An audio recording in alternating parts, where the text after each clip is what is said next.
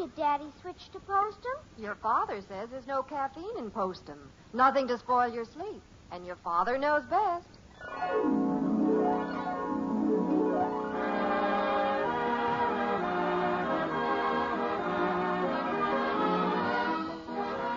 Yes, it's Father Knows Best, transcribed in Hollywood, starring Robert Young as father.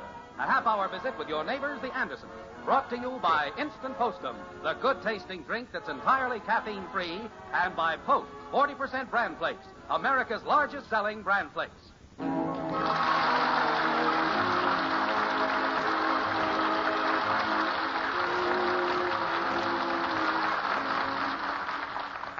As a means of developing strength of character, old Ben Franklin tried each day to do one thing that he was afraid to do. And I guess it's not such a bad rule at that. Perhaps it was this same basic idea that Jim Anderson was trying to put across when certain problems arose in the white frame house on Maple Street the other day. The thing that undoubtedly influenced Jim's approach to the aforementioned problems was an anecdote he related to Margaret after he had gotten home from work that evening. Like this. So anyway, these boys were out on a scout camp out. You say it was George Brubaker's son who was so heroic. No, George's boy was the other kid involved. It was Ed Garland's boy. Oh. So they... What'd he do? Well, I'm coming to that. I saw Mrs. Garland in the market yesterday. Good. So these boys She were out looked on surprisingly well. Margaret, do you want to hear... You know that suede coat Ed bought her for Christmas? Margaret. She has the cutest little hat made of the same material. Yeah. Well, now these kids were... Father? Yes, Betty? I thought you were, oh, hello, Father, going to come upstairs and help me rehearse for this utterly dumb play I'm in. Oh, well, I was delayed. Your father was telling me about the little Garland boy. It was very interesting. How do you know? What happened to the Garland boy? Well, he... Go ahead, Margaret. Tell her. Well... No, that's funny. It slipped my mind. I guess you didn't tell it very clearly, dear. I didn't tell it at all. Mother, I think I'd better drop out of the play. I'll just never memorize all those lines, but never. Well, you can't drop out now. The play's tonight. The school's depending on you. I know You it, run but- upstairs and keep working on it, and I'll be up in a moment and help you. Oh, all right. I'll never learn it, though. Is that the college play she's worrying about? Yes.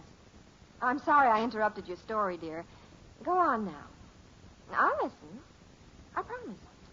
Well, these boys... Mommy! Oh, no. Mommy! I'll be there in a minute, Kathy. I got a loose tooth. Well, just keep your mouth closed until I get there. You'll be all right.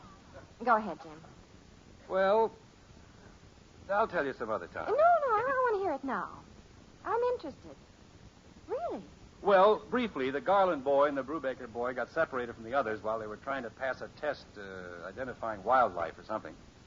And it started to pour down rain, and young Brubaker slipped down a ravine, sprained his ankle, tore some ligaments, Oh, dear. and fell into the stream. Oh, my. Young Garland couldn't swim, but he jumped in and somehow got the Brubaker kid on the shore. Mommy! I'll be there in a minute, Angel. He dragged him into a shelter of some rocks and gave him what first aid he could, and then fought his way through the storm to find the others and get help. Heavens, he was certainly a brave little fellow. That's real courage.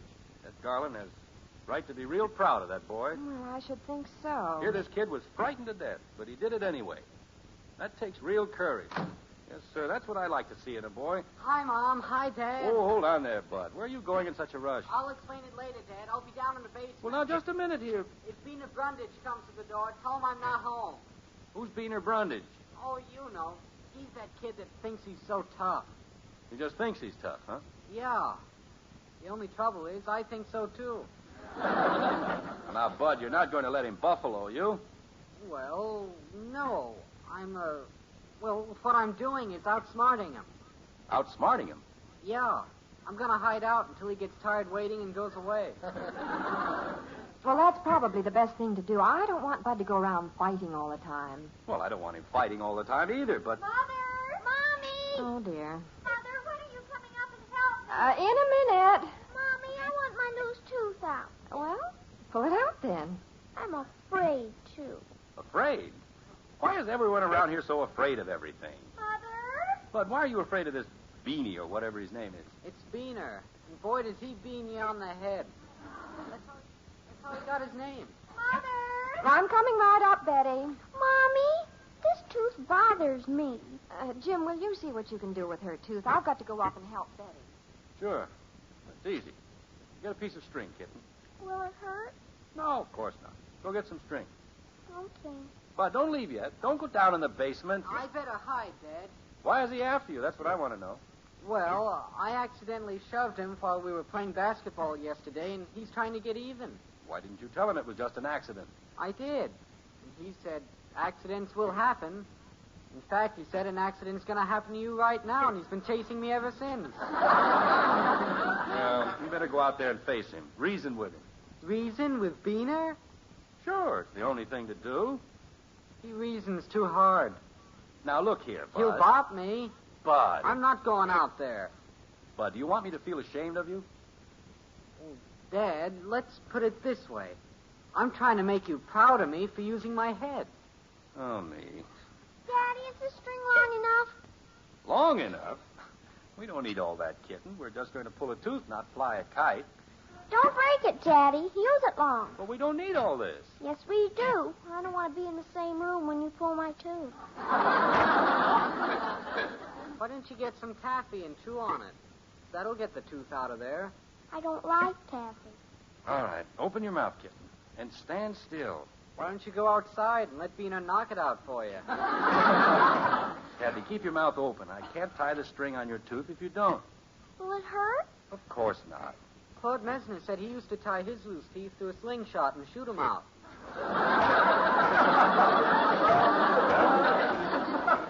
Steady now. I have it in just a second. Will it hurt? Don't talk. There, that's it. Now, the next step is to tie the other end to a doorknob. Here, give it to me. I'll do it. No, don't yank it off. Well, you want the tooth out, don't you? Yes, but I don't want you to do it. Holy cow, I won't hurt you. But I think you have something else to take care of. You'd better go out and talk to young Beaner. He's not much of a talker. I think I'll go up to my room and read. Bud, come back here. I'll be upstairs if you want me. Well, come on, let's get that tooth out, kitten. I think I've changed my mind, Daddy. What? I'm afraid. Oh, now stop using that word. You're not afraid. I'm not? Certainly not. Come on now. I want Mommy to do it. She's busy. Besides, I can do it just as well as she can. Better even. I want Mommy to do it. Mommy! Oh, me. Mommy! Now listen, Kathy. Jim, I think you'd better go up and see if you can do something with Betty. She thinks she can't go through with the play. Whatever gave her that idea? Mommy. Yes, Angel, what is it? Nothing. I've changed my mind. I'm going out and play. Well, wait. You can't go out with that string trailing out of your mouth. Haven't you gotten that tooth out yet? I think I'll wait till tomorrow. I'll be out in the back. Well, don't trip over that string. Jim, when you talk to Betty... Mother? Yes, Betty. Jim, when you talk to Betty, I think... I'll be right up. Yeah, that's what I mean. For a second there, I didn't know which one of us was Mother.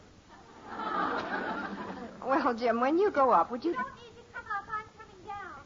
I've got to take this play back and tell them they'll just have to get someone else for the part. But, Betty, the play's tonight. Yes, you can't let them down, Princess. I'll let them down worse by being in it. I'm just awful. Just simply awful. Oh, now, Princess. But worse than awful. Well, let's go in the den and have a look at the play. Things are rarely as bad as they seem. It's no use, Father. I can't do it. You can do anything you want to do if you just make up your mind. Well, my mind's made up. I can't do it. Mommy! Coming, Kathy. Well, maybe it's just one of those plays that's hard to memorize. What is the play?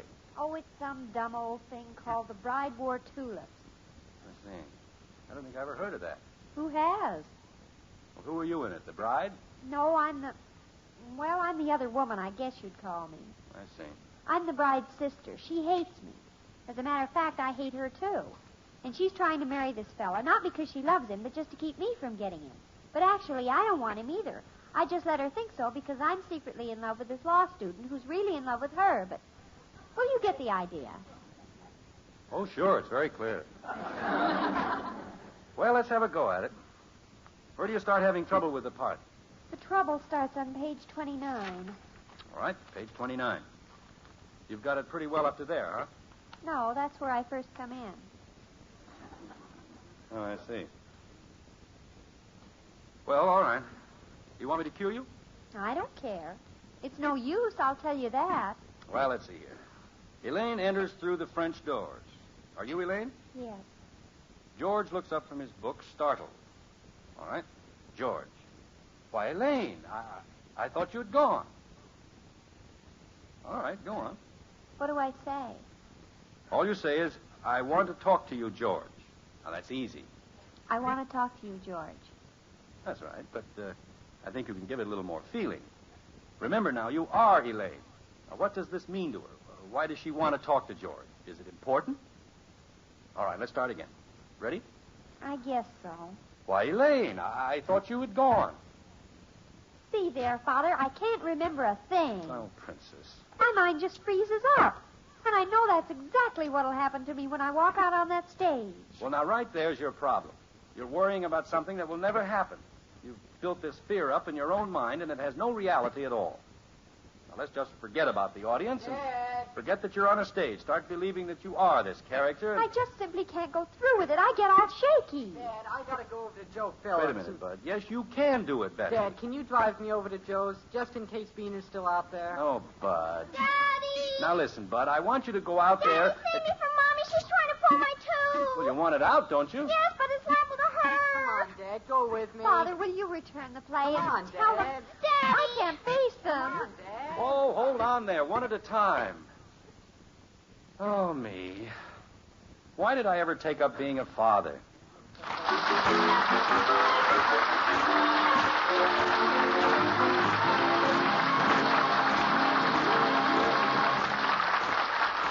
Poor Jim. He's surrounded with problems.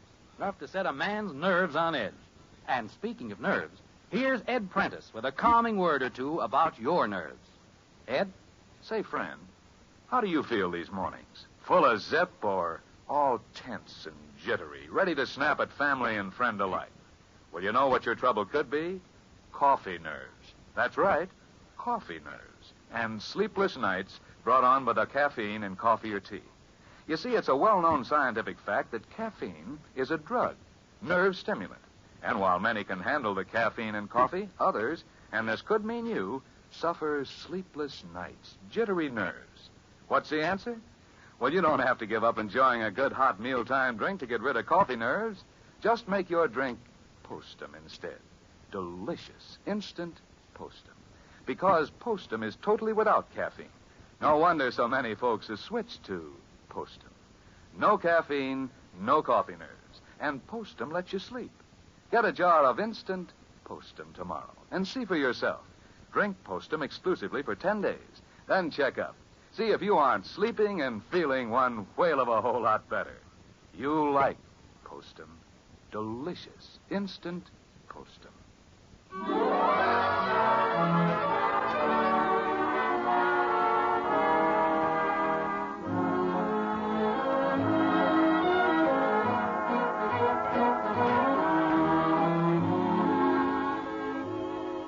Why is it that other people's children, according to reports, are able to face life's problems and come smiling through like stout little troopers, while our own show a disturbing tendency to run for cover at the first breath of an ill wind? This is the question that's puzzling Jim Anderson this evening as he takes refuge in the kitchen to discuss the problem with Margaret. Like this. I can't understand what's happened to the kids, honey. What have we done wrong? Well, what makes you think we've done anything wrong? Well, look at Betty and Bud. Betty's completely terrified because she has to appear in that play at the college tonight. Bud afraid to go outside because some kid's after him. Even Kathy, prowling around the house with a string tied to her tooth and afraid to let anybody touch it. Well, Isn't dear... there an ounce of courage or character anywhere in the three of them? Well, there are children, dear. Whatever they are is just a reflection of you and me. I'm just as disappointed as you are.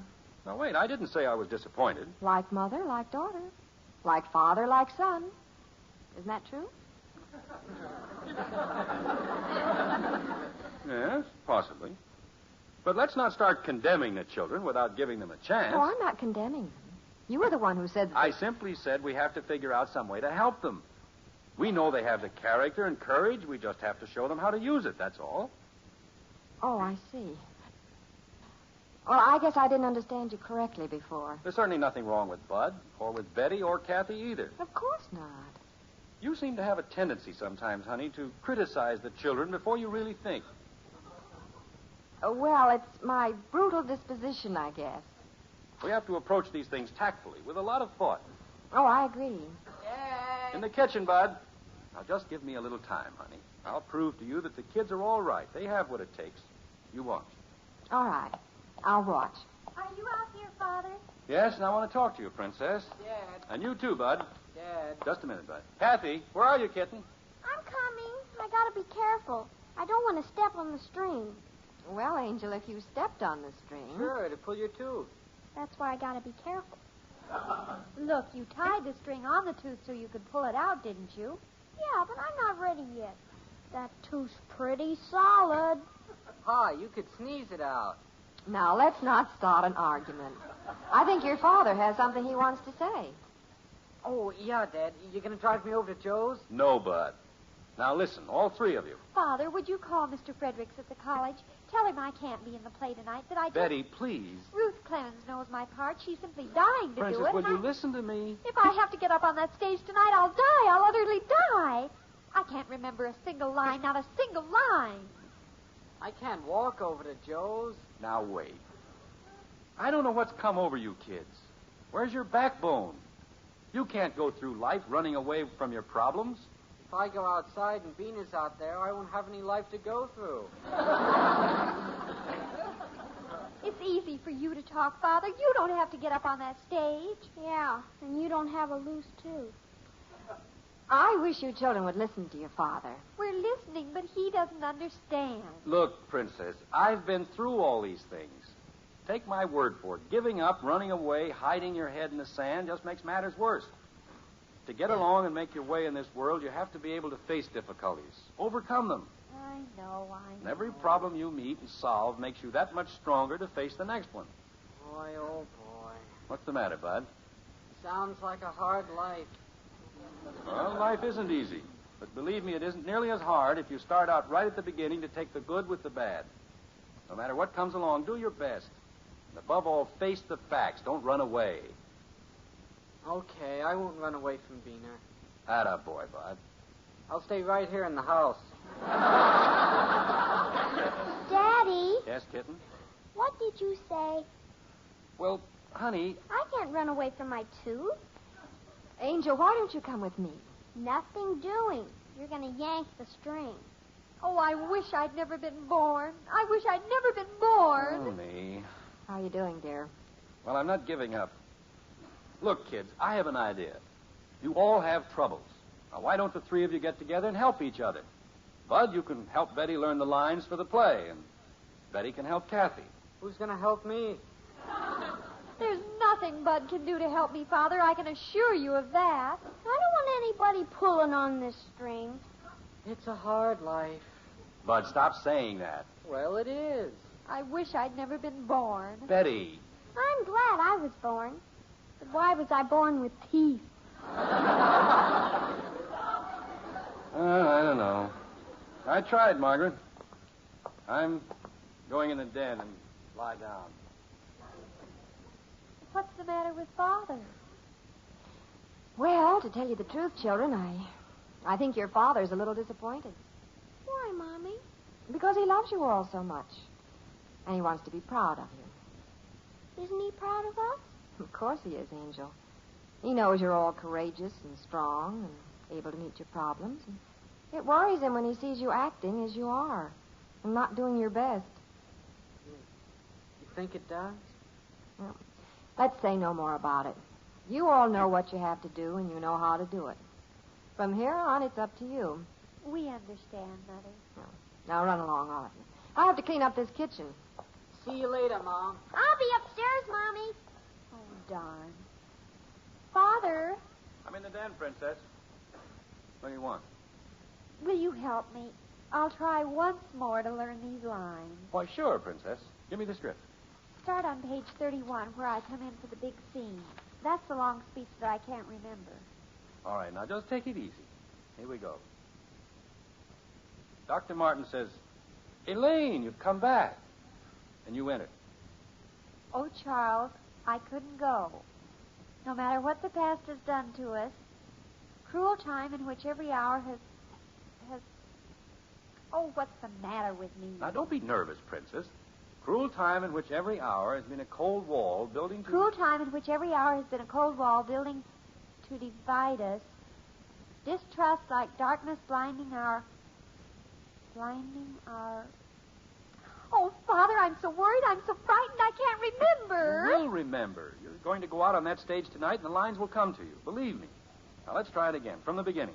Mommy, Daddy, it's out! Kitten, what happened? I pulled my tooth. I did it all by myself. Look, look! Well, good for you, Kitten. Are you proud of me? I certainly am. Mommy, look, it's out. I pulled my tooth. All right, Father, from the beginning. Good. Now relax. Here we go.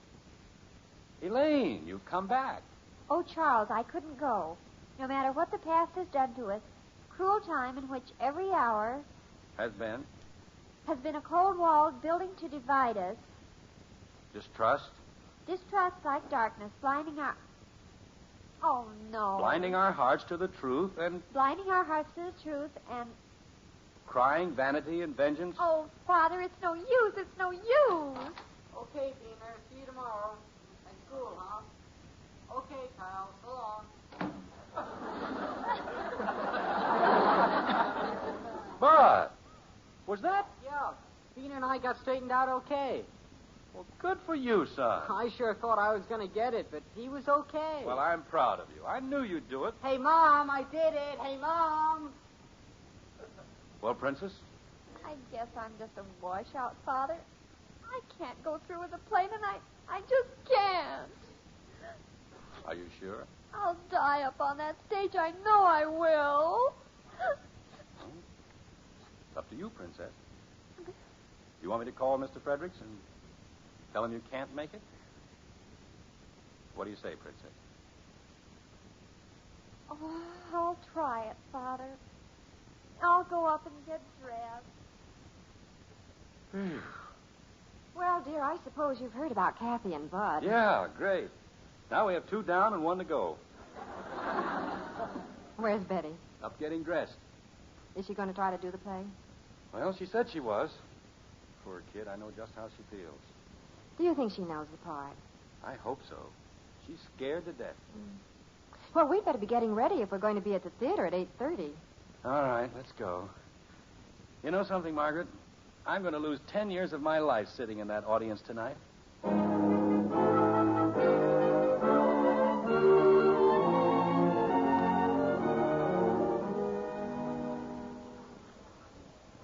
Gee, it sure is a long intermission.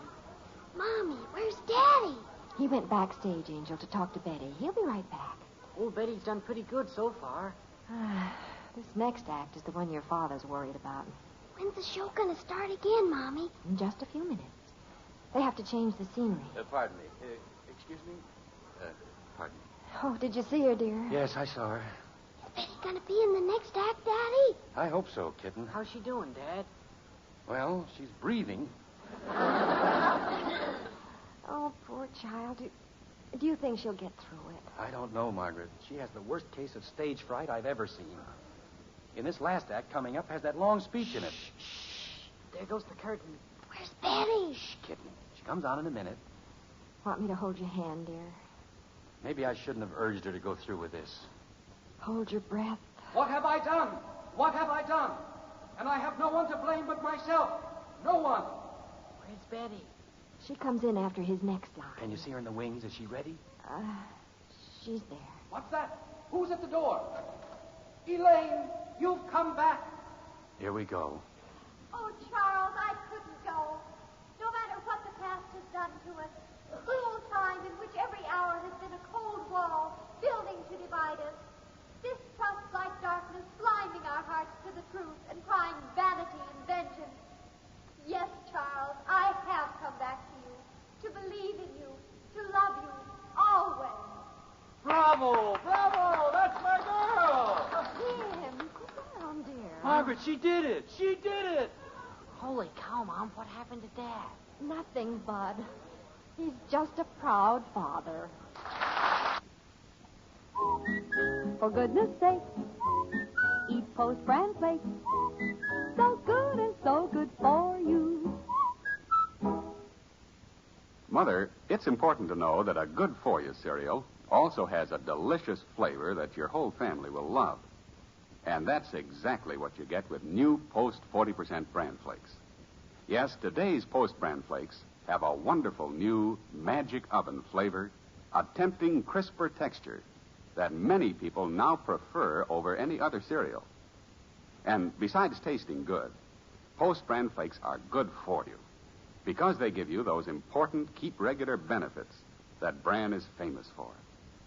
So next time you go shopping, be sure to buy new Post 40% Bran Flakes, America's largest selling Bran Flakes. They're really good and so good for you.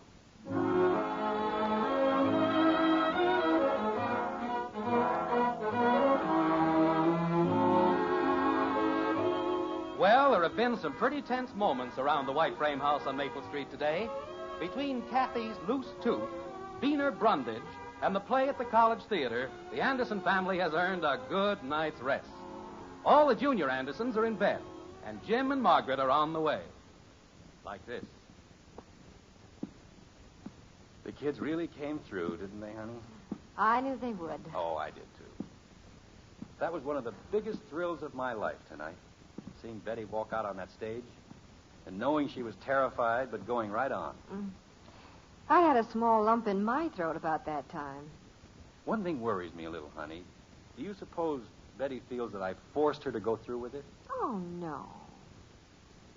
Look in her room. Is she asleep? Betty, you asleep?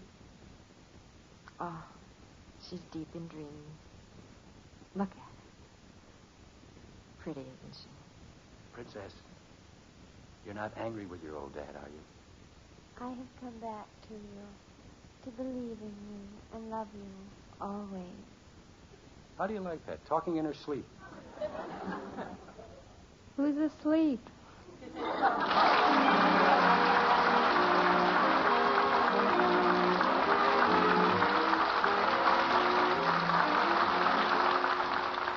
Join us again next week when we'll be back with Father Knows Best, starring Robert Young as Jim Anderson. Until then, good night and good luck from the makers of Post 40% Bran Flakes, America's largest selling Bran Flakes, and Instant Postum, the drink that's entirely caffeine-free.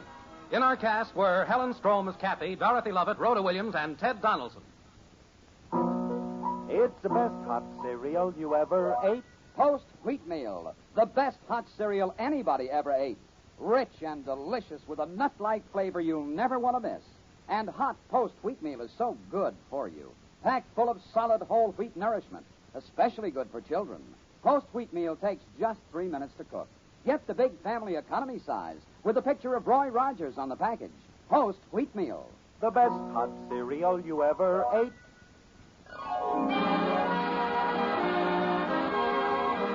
Father Knows Best was transcribed in Hollywood and written by Paul West and Roswell Rogers. This is Bill Foreman speaking.